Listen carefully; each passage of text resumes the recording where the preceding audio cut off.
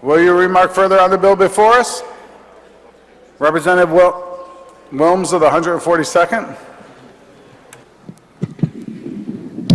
Thank you, Mr. Speaker. I'm here to speak on the resolution before us. Mr. Speaker, I rise in opposition to the resolution.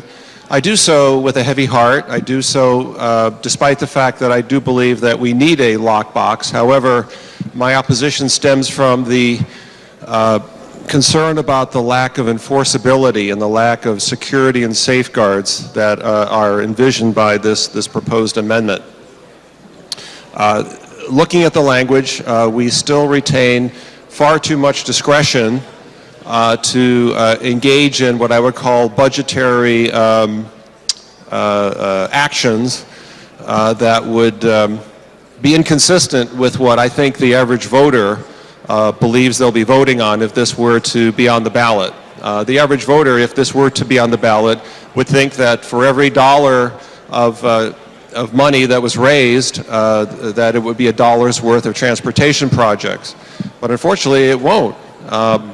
A major deficiency in the resolution is that there's no language whatsoever about shifting expenses. Mr. Speaker, as we know, the Special Transportation Fund is an income statement. It has revenues, it has income, and then it also has expenditures. The expenditures are for the operating budgets of the Department of Motor Vehicles, for the Department of Transportation. There's, of course, bond service. And so then the net result is what's available for transportation projects. However, there's nothing in this amendment that would prohibit a future legislature from looking at expenditures outside of the Special Transportation Fund and making a statutorily determination that those are really transportation and they really should go into the Transportation Fund. In a sense, creating a budgetary hole elsewhere and using that as a mechanism to increase spending and get around the intent of what this whole amendment is for. So again, with a heavy heart, I speak in opposition to this. There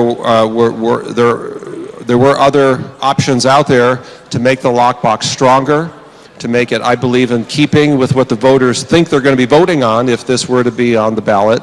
And because it's not, because there is a huge deficiency, I speak in opposition. Thank you, Mr. Speaker. Thank you very much, sir.